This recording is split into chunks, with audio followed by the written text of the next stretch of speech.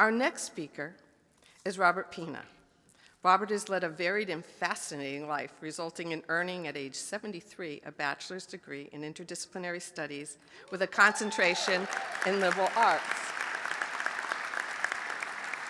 Starting his UMass Amherst career in 1969, he made his mark in Massachusetts football history as an offensive lineman, winning the 1970 Most Valuable Player Award and eventually induction into the UMass Athletics Hall of Fame in 2015. After leaving the university, he went on to play in the NFL for the Cleveland Browns. He also has the distinction of being the first professional athlete in the United States with recognized Cape Verdean and African American heritage.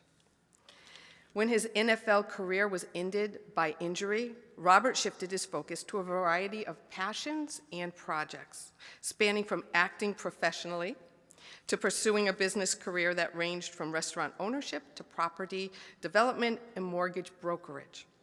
During his time pursuing his degree here in UWW, Robert has continued to push himself to excel, making his journey one of seeking knowledge and purpose through fresh perspectives and new understandings.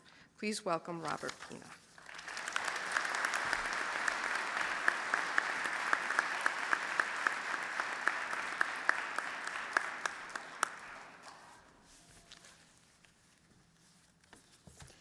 Thank you. And thank the staff here and all the folks from UWW, including the professors, some who were very special to me and helped me carve a path in this program. And I want to congratulate my fellow graduates. Because of the hard work that we did, late night studying, this was one heck of a journey. I remember sometimes when my wife got up in the morning and knew I hadn't slept the night before and asked me when I was going to finish and get that assignment in. She was kind of tough, actually. You know, there was a saying that I always loved by the old Russian acting coach, Konstantin Stanislavski. It's inspiration is born of hard work. And we earned that title here and that distinction to say that we're hard workers. We got these degrees by balancing our commitments. I mean, I went to school here years ago. You know, I got out of here in 1972, went on into the NFL. But at that time, I was in a nice dormitory. You know, the food wasn't as good as it is now, but it was decent.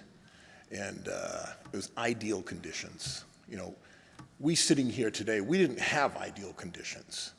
You see, many of us had to balance numerous commitments to earn these degrees. Some of us everybody had to work jobs to pay the bills in this program. Myself, like all the rest of us, we all went through the COVID experience during this period of time. And that was a tough time to earn a degree, but we perceived and we pushed. We perceived that we could do it, and that inspired us. We kept pushing. In my family, I had the total support of my family. I studied on a daily basis during the COVID pandemic in the same room as my 3 grandchildren. I mean, I want you to picture this for a moment. I'm sitting in a room with my grandson Amari, Antonio, and my granddaughter Asia. And they're 8, 10, and 11 at the time. We're sitting in this room with me studying my UWW work and them studying their work for the grammar school stuff. My wife, a former teacher, Loretta, she sat there and made sure we had everything that we needed to complete these lessons that we had. So that's the thing that I'm probably the most proud of in this class, from this experience. The fact that at 73 years old, I got a chance to study with my grandchildren. And from a distance, my daughter Jade and my son Robert, I appreciate them so much because they never doubted that their 75-year-old man was going to get this degree, not even once. So,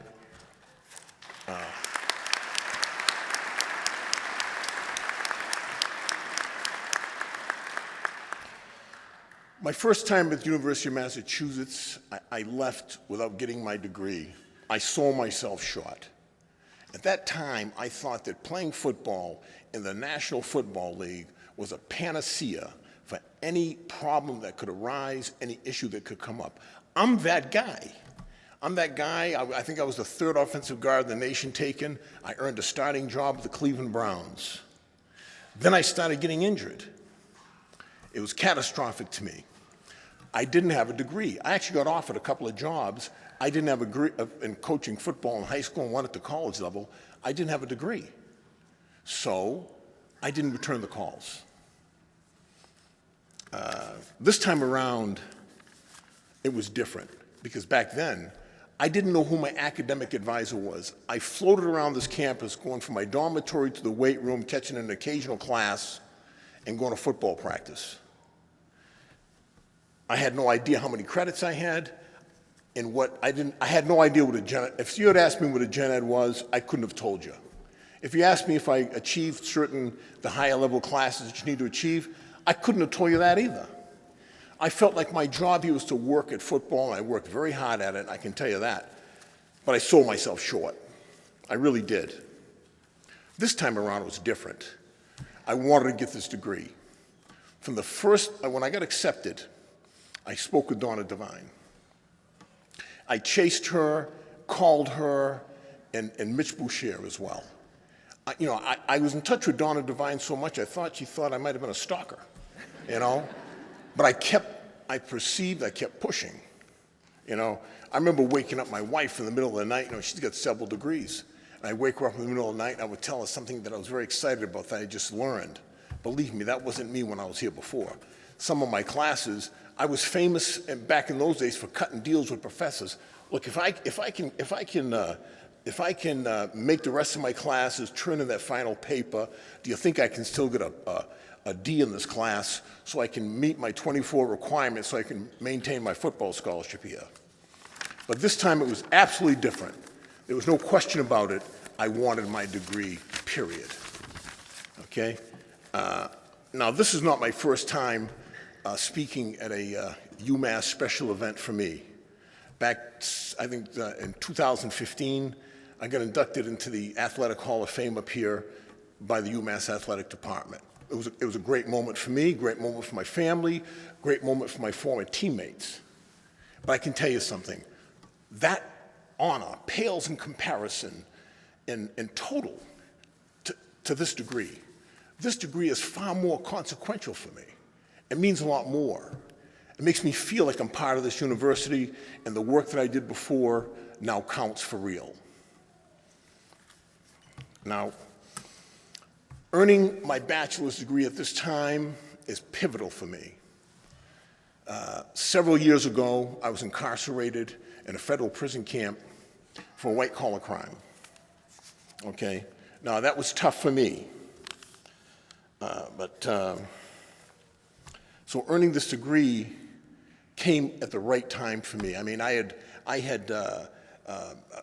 played the National Football League. I had built real estate developments.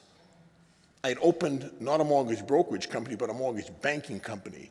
I became the president and owner 100% of the largest black-owned mortgage banking company in the United States. In 1972, I made the NFL, what they called back in those days, the Tuesday All-Rookie team as my first year in the NFL. I'd open up restaurants, fish markets. I'd look at these things, these accomplishments. To me, they were like trophies on a shelf, And then someone said to me once, they said, Robert, you seem disconnected to your achievements, and they were exactly correct. There was something missing. I would go from one to the other, open a restaurant, lease it out after running it for 3 years, go do something else, open up a mortgage banking company, you see?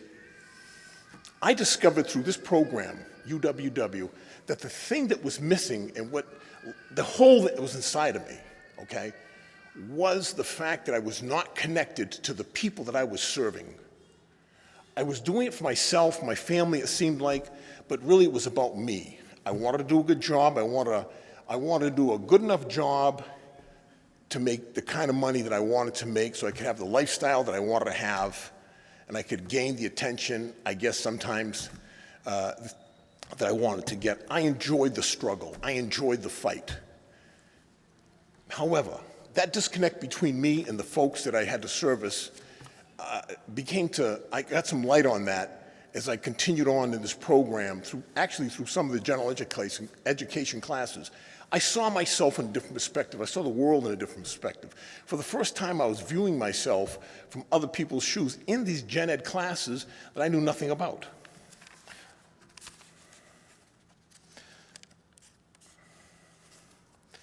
You know, for as graduates today, our education, I think, certainly for me and I think for all of us, the education after a while, for all of us, became inspirational.